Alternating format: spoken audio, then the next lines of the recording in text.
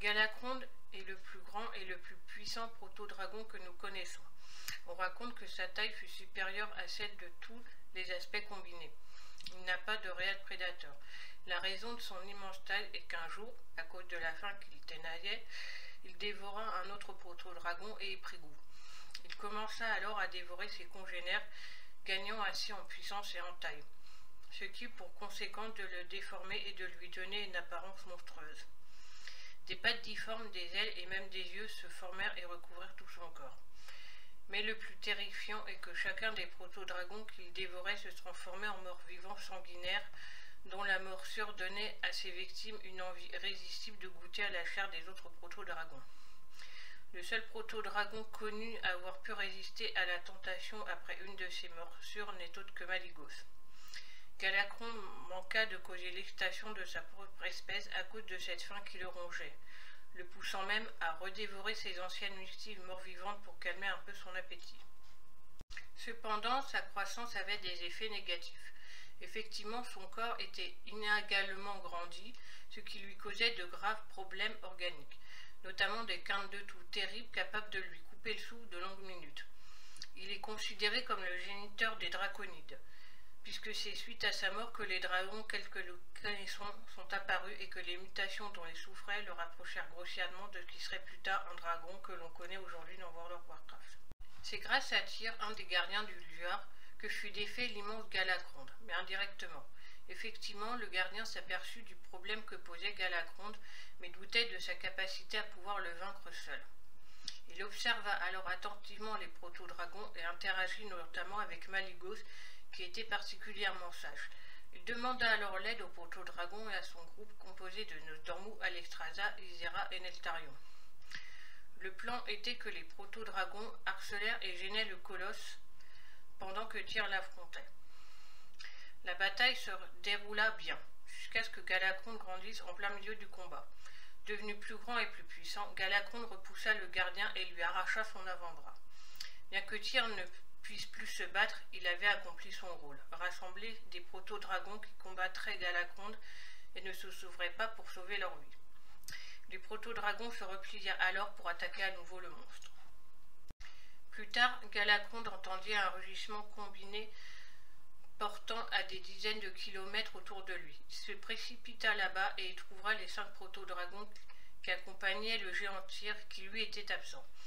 Le combat fut au début une sorte de jeu de chat à la souris, les proto-dragons attaquant et reculant. Ce petit jeu finit lorsque Galakrond arracha des pans de montagne entiers, les envoyant un peu partout, touchant Malygos. Neltarion arriva alors, poussant un rugissement à faire trembler la terre juste à côté de l'oreille du colosse, l'assommant. Les proto-dragons purent sauver Malygos, mais se rendirent compte que Galakrond avait appelé à sa rescousse les morts-vivants restants, une petite dizaine environ. Alors qu'ils essayaient de s'échapper, Galakrond revint, couplant son souffle qui était un puissant anesthésiant. À ce moment-là, heureusement, Nosdormu lui boucha les narines, l'obligeant à respirer par la bouche grande ouverte, ce dont profita Ysera, lui soufflant au maximum son souffle, lui aussi anesthésiant. Cette action endormit à moitié Galakrond et ses sbires, permettant à Malygos et Neltarion de prendre un rocher de plusieurs tonnes. Alors que Galakrond, rapidement réveillé, combattit les 3 proto-dragons restants, les 2 autres s'approchèrent en portant le rocher. Malheureusement, les morts-vivants étaient de retour. Neltarion lâcha alors le rocher, prenant la décision suicidaire de retenir les morts-vivants.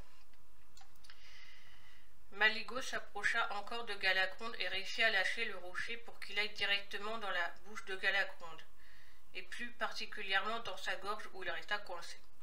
Galakrond commença rapidement à s'étouffer et ne prêta plus d'attention à ses minuscules ennemis. Malygos rentra donc dans sa gueule et souffla, espérant sceller le rocher avec le gibet, mais n'était pas dupe, le rocher commençait déjà à se déloger. C'est à ce moment-là qu'arriva Neltarion, toujours vivant, tel un boulet de canon, traînant avec lui un mort-vivant.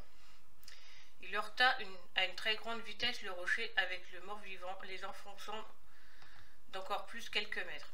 Malygos, sautant sur l'occasion, souffla à nouveau sur le rocher avec le mort-vivant dessus pour les sceller, et les proto-dragons quittèrent la gueule du monstre. Suite à cela, Galakrond essaya de tousser le plus fort possible, mais n'y arriva pas à cause du rocher. Il se tordit de douleur, roula partout, détruisant quelques montagnes au passage, et se frappa même la tête contre des montagnes en désespoir de cause. Mais cela ne changea rien. Comprenant alors sa mort imminente, il s'envola loin de cet endroit, pris d'un instinct étrange, et se dirigea vers le sud. Il tomba quelquefois, causant des séismes à chaque fois, puis s'éleva verticalement pour retomber pour de bon cette fois. L'impact fut tel qu'il s'enfonça profondément dans le sol et créa des glissements de terrain tout autour, le tuant sur le coup, son cou réduit en charpie. Suite à la mort de Galacronde, 2 des gardiens du Luar arrivèrent, expliquant que les proto-dragons avaient fait leur rôle pendant qu'eux avaient failli au leur. Ils prirent alors la décision de conférer à ces héros des pouvoirs des titans eux-mêmes, afin qu'eux aussi puissent protéger Azeroth en tant qu'aspect, les transformant en dragons tels que nous les connaissons aujourd'hui et modifiant par la même occasion des œufs de proto-dragons afin qu'ils deviennent des dragons de différents vols draconiques. On peut encore voir le squelette colossal de Galacronde à la désolation des dragons au repos de Galacronde. Le grand nécro-seigneur Antioche tenta d'en faire un mort-vivant pour le fléau. Galacraque, le protogré asservi par Zaela, était son dernier descendant.